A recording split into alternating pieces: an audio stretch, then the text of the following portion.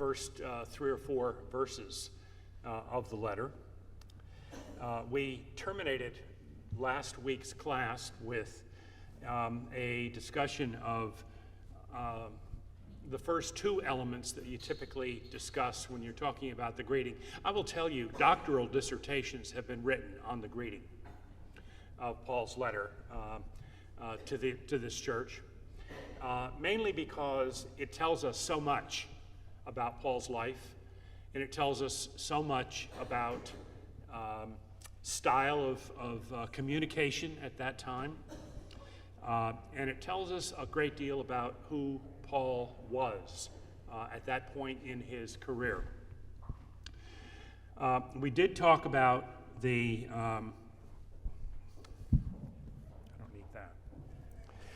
We did talk about the first 2 elements, but there are 2 other elements that are important to keep in mind. The first is that Paul calls upon grace and peace for those to whom the letter is written, as he does in all of his letters, actually. And many of us look at that line and almost throw it away. But in fact, it is a direct quote from the Torah, from the book of Numbers. And it describes the grace and peace that will be with the chosen people if they choose to keep their covenant with Yahweh. And by using that exact same phrase in opening his letter to the church in Galatia, a people whom we now know, or we believe, were not in any way Jewish, he is opening up the promise of Yahweh to all people. And so this very, very simple little grace and peace line, which is for many of us would seem to be almost a throwaway, is in fact a declaration of Paul's deep belief that Jesus died not just for the chosen people, but for all people, for the Gentiles to whom he is specifically speaking in this letter. A really very, very important statement of theology, if you think about it in just 10 words. He then, of course, goes on to give you sort of a shorthand view of his basic concept of redemptive theology, the fact that Jesus died for our sins.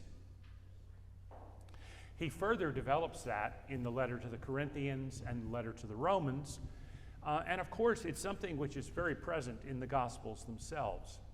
But Paul is considered to be the father in theology of the notion of redemptive theology. It's an absolute key feature of Christianity, and it has been for thousands of years.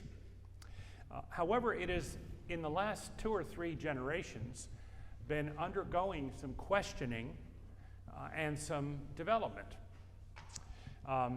One of the principal theologians who started asking questions about what does redemptive theology, what does it mean when we say Christ died for our sins, was someone you probably have heard of, maybe even heard speak, an Episcopal bishop by the name of Spong, Bishop Spong. About 50 years ago, he started asking questions about notions of redemptive theology. And the question he basically asked was, if God created all humankind in God's image, why is it that Jesus had to die to redeem his creation for him? And he basically asked fundamental anthropological questions about what kind of lives we live, what we are born with, what we are born into. Of course, in ancient and medieval times, there was a very, very strong belief that the actions of your ancestors had a deep and important impact on your own life. And that if your father was a sinner, a drunk, then you too were a drunk and a sinner. And there was this ascribing of the activities of our ancestors to ourselves. That's a notion which doesn't ring true with most moderns. Most of us like to think that we are our own people and that we can escape the sins of our parents if only we put our minds to it. But that would have been a very, very foreign concept to people in Paul's time. And so the notion of an ancient sin besetting a modern people was a very current concept at the time of Paul. And of course, the ultimate sin was the sin of Adam. And then, of course, we can get into another discussion about what exactly the sin of Adam was, but that's another question.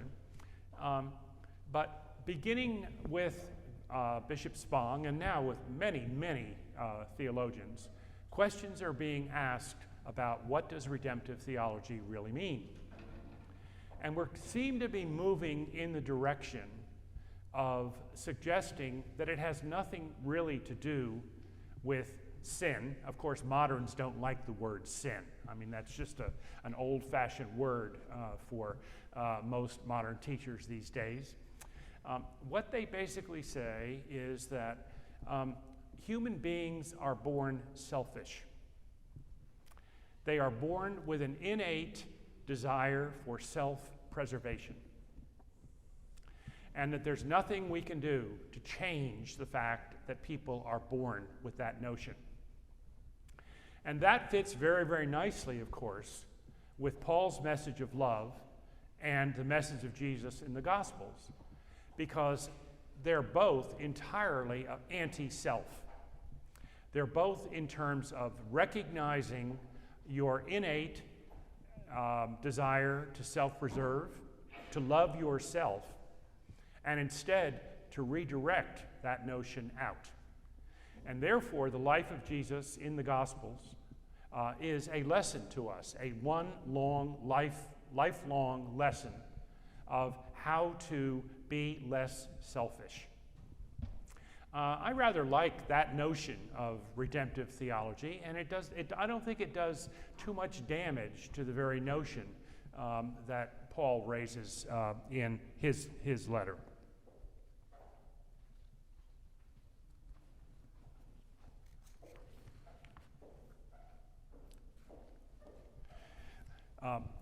The letter to the Galatians, yes, ma'am. I don't want to interrupt your flow, but the last few times we've been talking about Paul, how did he get away with this? Like, you kind of wonder, why did somebody take him out? Or he could be, other people could have thought that he was a heretic or he was crazy or a nut. How is it that he was able to cut through and not get taken out? I think that I hope you all heard the question, and that was, how did Paul get away with his life, basically? I think there are a couple of answers, ready answers, maybe not the answers. One is, as Christians, we believe that he did in fact have a vision, and that he was in fact appointed an apostle by Jesus of Nazareth in those visions, and sent on a missionary journey, and he was under the protection of the Holy Spirit. Okay, that's sort of the easy answer. Okay, we have to keep in mind, however, that there were probably dozens, if not hundreds, of people like Paul running around the Roman Empire, doing what Paul was doing, attempting to convince people to believe certain things, to act in certain ways, to do certain things. We don't know the stories, for example, of the apostles, but at least in two of the four Gospels, Jesus tells the apostles to go to the ends of the earth and preach his message. And there are stories in tradition, for example, telling us that the apostle Thomas reached as far as India in his preaching. And there are stories that the apostle John Mark, actually reached Ethiopia in his preaching, etc. But they didn't write about it. And their letters and their writings were not preserved. And so we just don't know enough about them. I think it may be a coincidence that Paul was both an apostle and an extremely erudite, educated man, and a Roman citizen under the protection of Rome, and obviously under the protection of the Holy Spirit. And maybe in that confluence of all of these things brought it all together. And we are so grateful that these churches to whom he wrote these letters copied them and sent them to other churches. And there is a belief that at some time toward the end of the first century, somebody who was a disciple of Paul actually went around and collected all of his letters in one place. There is some suggestion that Philemon, who is mentioned in one of Paul's letters, who later became a bishop in Turkey, was the person who did that. But it's a traditional belief. There's no historical evidence for it at the present time. So I think the answer to your question is simply that it's a matter of coincidence, the level of his education, and the fact that he was under the protection of the Holy Spirit. And I think that's the only way we can really answer that question. Okay. He also had to leave in a basket. Yes.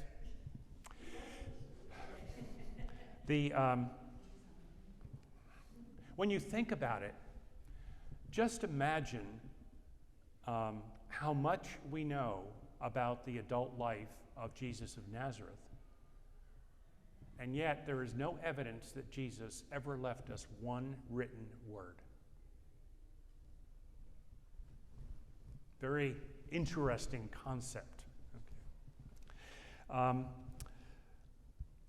The letter to the Galatians is unique among all of the letters in the Bible, in that it expresses Paul's incredible anger at these people.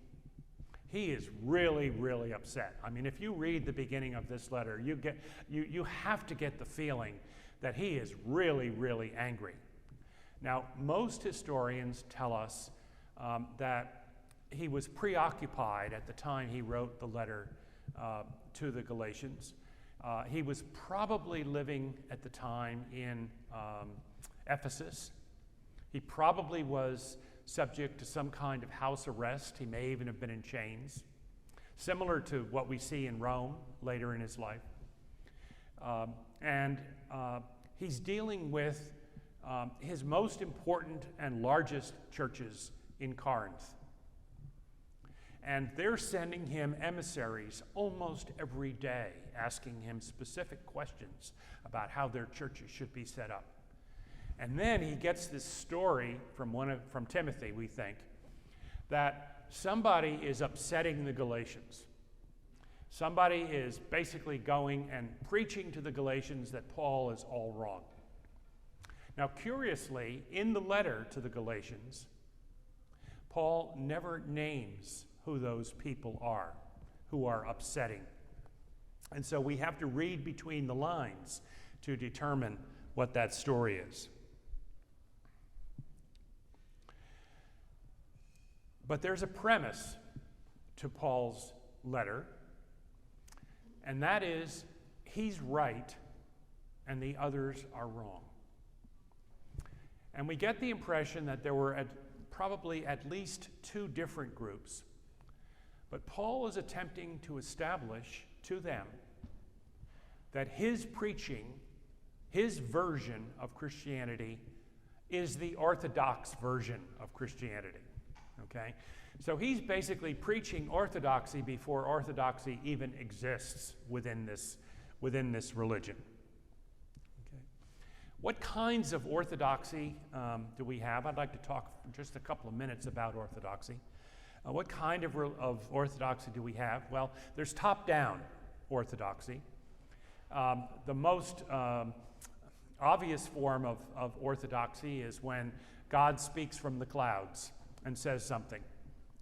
That's orthodox. That's fundamental belief. I mean, there's nothing higher than that kind of top-down orthodoxy. Okay? But there can also be an orthodoxy that is a top-down orthodoxy that is imposed by, say, a Roman emperor or a dictator in a country who says, this is the way it is, folks. This is the belief system that we will all have, and if you don't like it, leave, or you'll be executed. And so that's a very strange kind of orthodoxy. The orthodoxy that Paul is preaching is a mixed orthodoxy in the sense that it's top-down, because Paul is basically repeating what God has told him in visions. And so his orthodoxy is basically conveying this revelation from God, and therefore it's top-down, but it's being mediated by Paul. So there's a human being between the revelation and the people who are hearing revelation, and that's called mediation, okay? And Paul is the mediator in this case.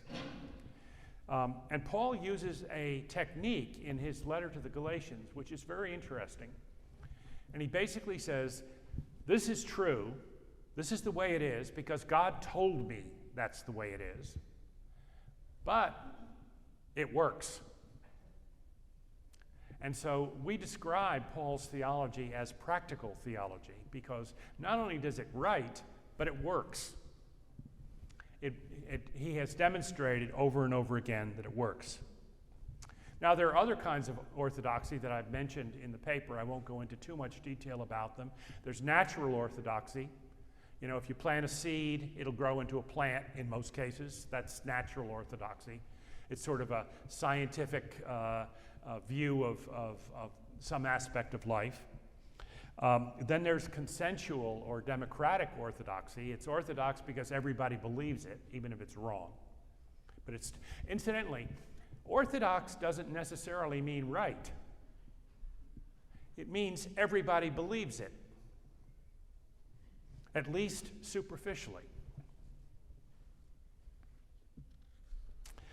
So there are questions as to whether orthodoxy can change, and the theologians love to talk about whether or not orthodoxy can change and whether, in fact, Christianity has changed over thousands of years. And of course it has. The tendency seems to be that things change in accordance with practical necessity, whereas doctrines like virgin birth don't change. But if you think about it, what difference in your daily life does the notion of virgin birth make? On the other hand, the commandment to love has an impact on your life. And therefore, that kind of orthodoxy tends to last. Although it can change with your community in the sense that it can teach you how to love in different ways in different contexts. It's safe to say that at the time that Paul was writing the letter to the Galatians, there was no orthodoxy in Christianity.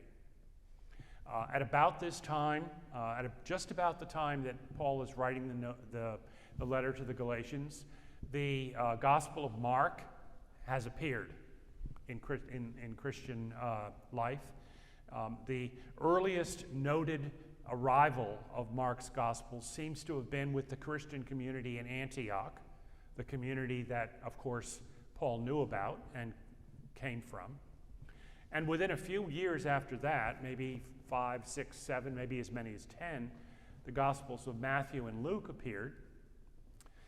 It appears many historians believe that Luke was a companion of Paul, and Luke's version of the life of Jesus, Luke's Gospel, is the closest in its description of Jesus to what Paul describes as Jesus in his letters.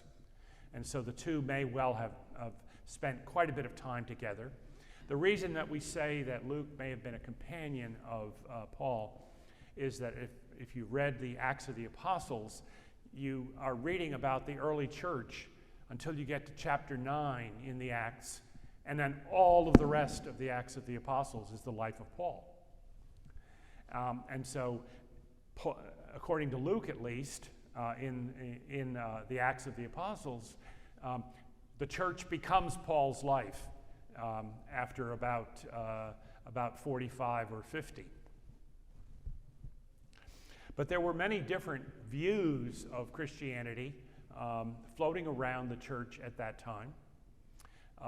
Some of them you've probably been aware of. Now, two of them are views that Paul seems to take on in Galatians. The first group are referred to in modern days, they weren't referred to at that time as Judaizers. It's a strange word. It basically means conservative Jewish origin Christians who believed that you had to be a good Jew before you could be a good Christian. And they were demanding that Christians, before they became, that people who presented themselves to become Christian converts had first to become good Jews. Now, it was relatively easy, in one sense, to become a Jew at this particular time in history.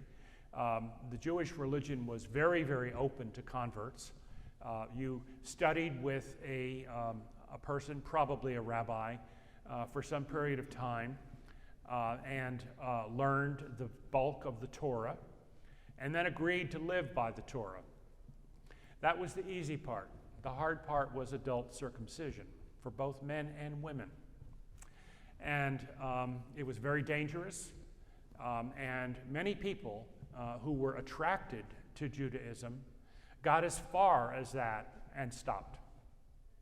And in fact, Paul even had a word for those who got that far and stopped, and he referred to them as God-fearers. You may have heard that expression before. These were people who were basically attracted to the notion of Judaism, but never fully converted.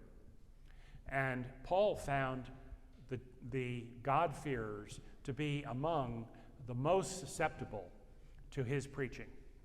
And many of his earliest converts were, in fact, God-fearers.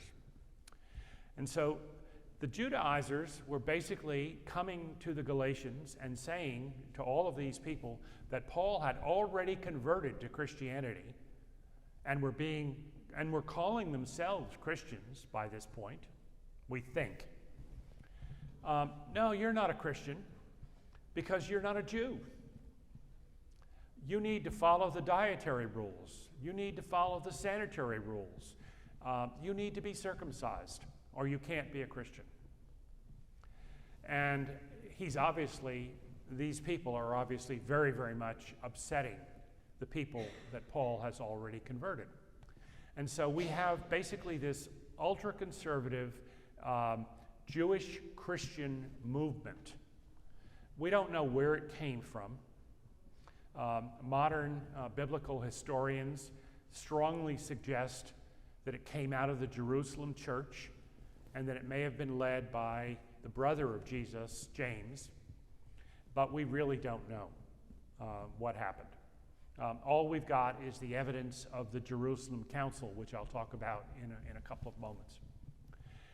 On the other side, the Galatians were also being taught by the so-called Spiritists. These were people of the Spirit. And while during this particular time, some historians, for example, have determined that at the time that Jesus was preaching, he was probably called both a rabbi and a faith healer, a healer. And at that particular time, there were literally dozens and dozens of faith healers who were in this part of the Roman Empire who had disciples like Jesus. But there were also these Spiritists, and these are the people who spoke in tongues, who basically moved themselves into some sort of a mystical relationship with God, and then in this trance would would demonstrate their affiliation with God, and then they would preach. And they would preach a certain lifestyle. Their lifestyle was an extreme form of what we would now refer to as body-soul dualism. You've probably heard this notion of the fact that the body and the soul are different. It's the notion, for example, that causes hermits to go into the desert and starve or flagellate themselves or otherwise destroy their bodies in order to free their spirit to be in union with God.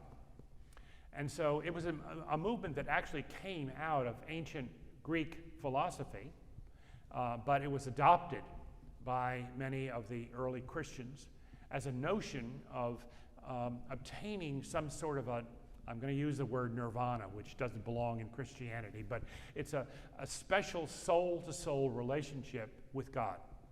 But to do so, you had to deny your body. Now, there was another side to this, however, which was much, much more nefarious, and that was, if the body doesn't matter, it doesn't matter how you live your life. And so these people were going around and they were accused of having sexual relations with each other, with many of each other, and their animals, and anyone else they could find, because it didn't matter what you did with your body. Only your soul mattered, okay? And these people were referred to as spiritists. And so Paul's Galatians are basically being beset by these two concepts, one on either side. One trying to force them into a Jewish mold, the other trying to force them into a spiritual mode that freed them from having to basically pay attention to the law of love that Paul has been preaching to them. Now, as I said, Paul never mentions either Spiritists or Judaizers in his letter, but he talks about their ideas, and then we've jumped from the fact that these were their ideas to the fact that this is probably who they were. And the most that we get, the most factual information about this that we get, comes from two places, and that is Paul's description of the Jerusalem Council in the letter to the Galatians, and Luke's description of the Jerusalem Council in the Acts of the Apostles.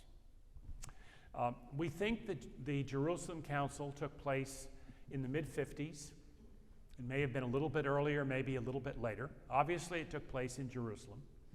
At that time, it is believed there were probably several hundred Christians living together in a communal lifestyle in Jerusalem, probably as part or at the edge of a Jewish ghetto in, it is now believed, apartment-like communities or commune-type communities.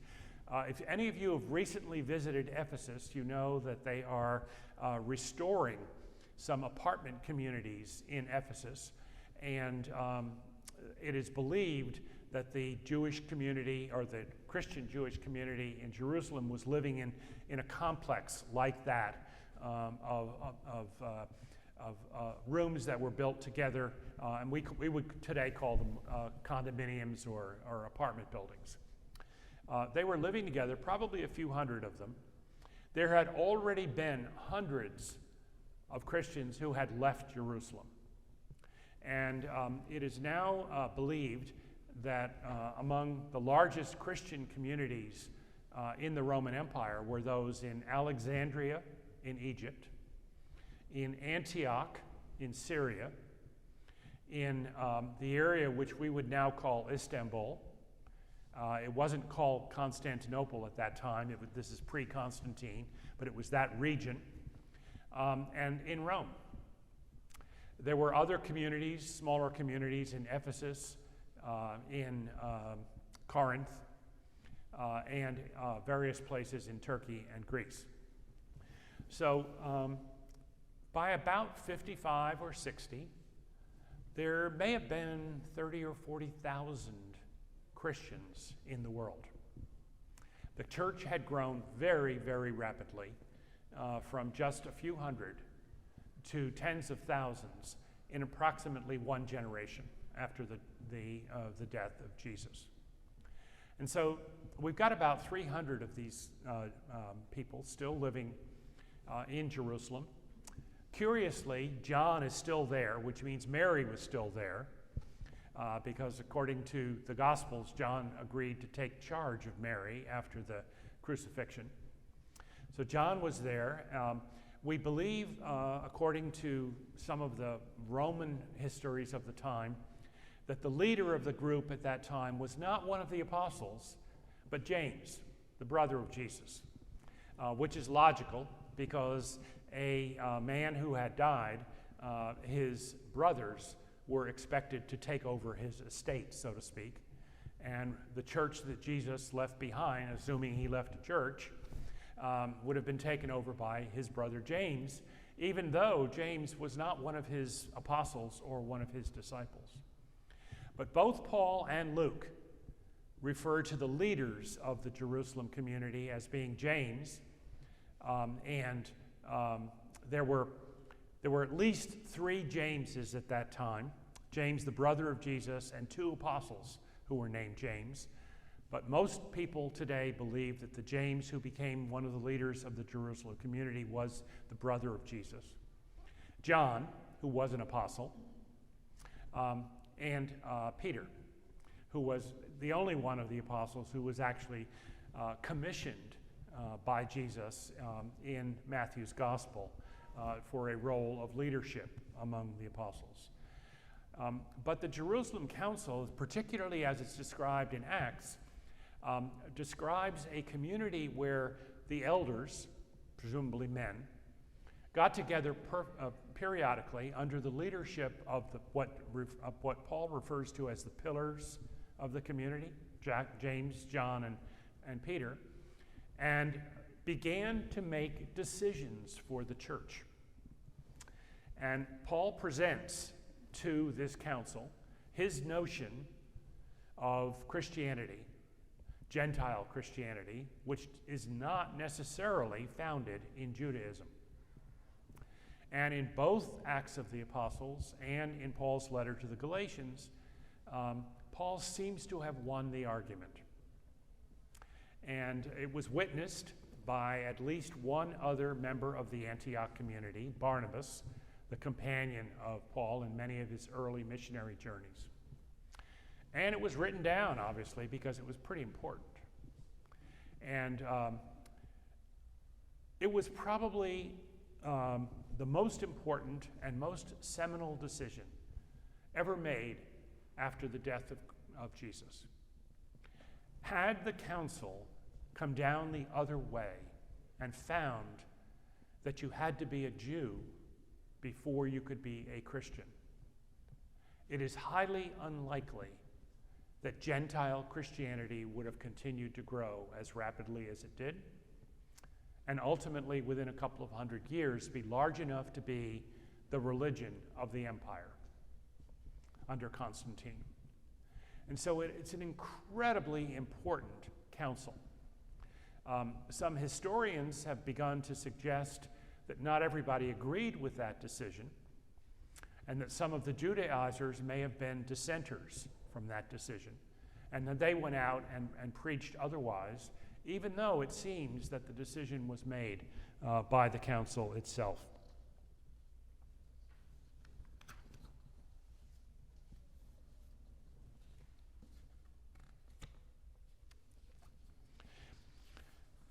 So after greeting the Galatians and not really identifying who his opponents are, Paul basically lays out his legal brief.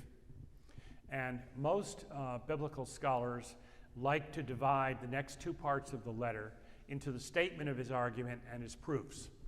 I have to tell you, I've tried very, very hard to do that, and I have a hard time drawing that distinction, because it seems to me that the argument and the proofs are the same. That basically we have Paul's essential proposition, which is that the theology of Christianity that he is preaching, the theology of love, and the theology that you don't have to be a good Jew to be a good Christian, and that you don't have to abide by every single rule of the Torah in order to be a good Christian, is what he's talking about. And how does he prove that's correct? Okay. First of all, he argues, as any good Roman jurist of the time would have argued, that he is uniquely qualified to understand this philosophical notion. And why is he uniquely qualified? Well, because he's a star student. He reads Greek, he reads Hebrew, he's read the Torah, he's familiar with the life of Jesus. He's just got it all. He understands far, far more about all of this than anybody else. Okay? And, by the way, I got this from God. And I have twice now defended these ideas. Once in Jerusalem and once in Antioch, and both times I prevailed. So I've brought my case to the highest courts in the world, and they said, you're right. So of course I'm right, okay?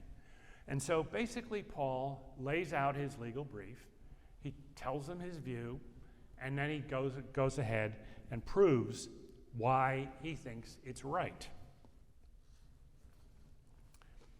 In doing so, he makes the most convincing case in the Bible for, you may remember that when I opened this morning, I talked about the fact that when Paul greeted the Galatians at the beginning of his letter, he uses the phrase from Numbers, which represents the relationship between the chosen people and Yahweh. And so at this part of the argument, Paul takes the logical next step. And he basically uses that famous phrase that the Gentiles are co-heirs with the Jews. A phrase we've heard many, many times. Expanding the notion that the redemptive power of Jesus was not just for the chosen people, but was for the Gentiles as well. Really quite an interesting concept if you think about it, because within a few years, Gentile Christians far, far outnumbered Christian Jews. And there was a unique situation in the Roman Empire. Incidentally, I'm sure that we all have this notion from having watched Hollywood movies that there was enormous persecution of Christians and Jews throughout the Roman Empire. Okay? There's really no evidence whatsoever that there was any persecution of either Jews or Christians by the Romans at this time in history. Now, it is true that when Jewish rebellious groups attacked Roman legions or destroyed property, that they were punished. But that is not really quite the same thing as persecution. The Romans were really quite tolerant of other religions, and in fact, in Latin there are a series of words that describe ancient religions. That is, religions that have been around in the world for nearly as long or longer than the pagan religion of the Roman gods and goddesses. And essentially, if you were an adherent to one of these traditional religions, you were freed from the obligation to offer tribute or sacrifice to the Roman gods and goddesses. You just had to be a good Jew or a good whatever you were at that time. And so the Romans were very, very tolerant of these other religions, particularly those around the fringe of their empire. And they merely incorporated many of the ideas of those religions into their own religion. They were very polyglot in that sense. The Judaism had been designated by the Romans as an ancient religion. And therefore, good Jews were freed from having to sacrifice to Roman gods. Shortly after the letter to the Galatians is written, we get the situation where the Christians are waking up to the fact that they too need to be an ancient religion. And so they have this paradox that many Christians at that time did not want to be called Jews, but by the same token, they wanted to convince the Romans that Christianity was Judaism in another guise, and therefore an ancient religion, and with the same benefits of an ancient religion that Judaism had. And this is the beginning of the discussion within Christianity as to what Christianity owes to Judaism. What is the foundation of Christianity, and how far and persuasive is the religion of the Jews in the creation of Christianity? By the end of the first century and the beginning of the second century, those arguments became very, very virulent. They became so virulent that in approximately, I believe the year was 86, there was a meeting of rabbis in what is today just south of Tel Aviv, Yaffo. And they, at that time, changed some of the fundamental Jewish prayers to exclude Christians from Judaism. And that was their response to this very notion that the Christians were beginning to claim that they were the ancient religion of the Jews. Well, Paul had set this up in the letter to the Galatians because he is telling us that Gentiles are co-heirs with the Jews, and therefore themselves could date their religion back to Abraham, and therefore were ancient. I think I need to about stop there. I'm going to open it up for questions at this point. Yes, sir. I'm sorry, I can't hear you. I missed your previous lectures, but when we enter a great church or a great cathedral named after St. Paul, such as in London, what can we say those who chose that name for that church illustrates the significance of the choice? All right, the question is, obviously, Paul is a revered name in Christianity. Certainly when the Bible came into being, which was probably around the middle of the 4th century, the letters of Paul were incorporated in the Bible. And so clearly Paul was an important figure for early Christians, a very important figure for early Christians.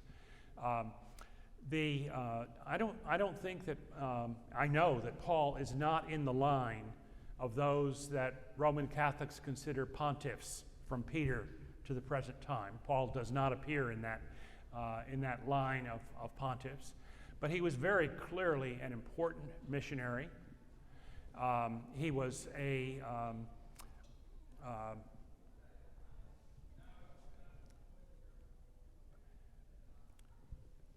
I believe when you talked about St. Paul's in London, I'm pretty sure that St. Paul's in London predates the Reformation.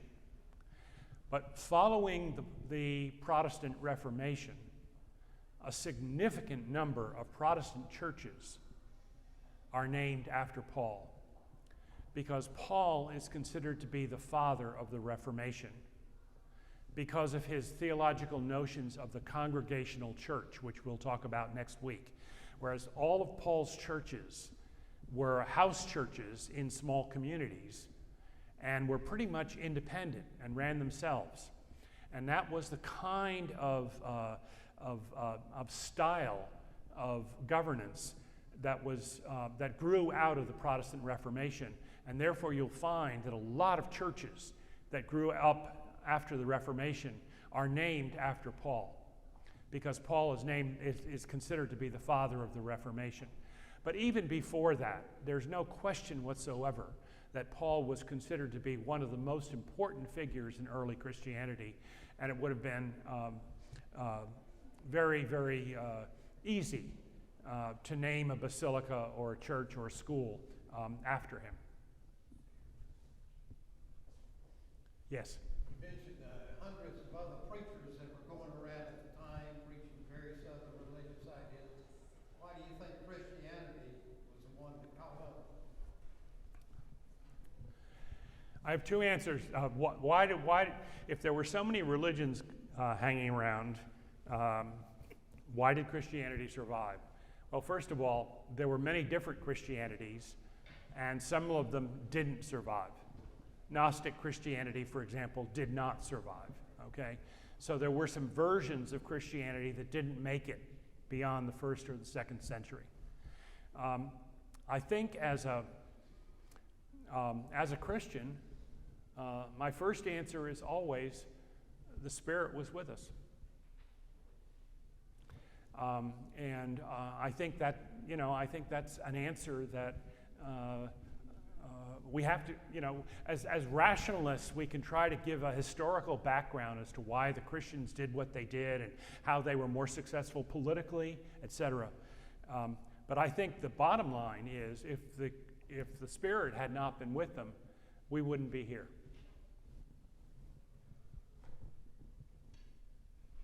Thank you. See you next week.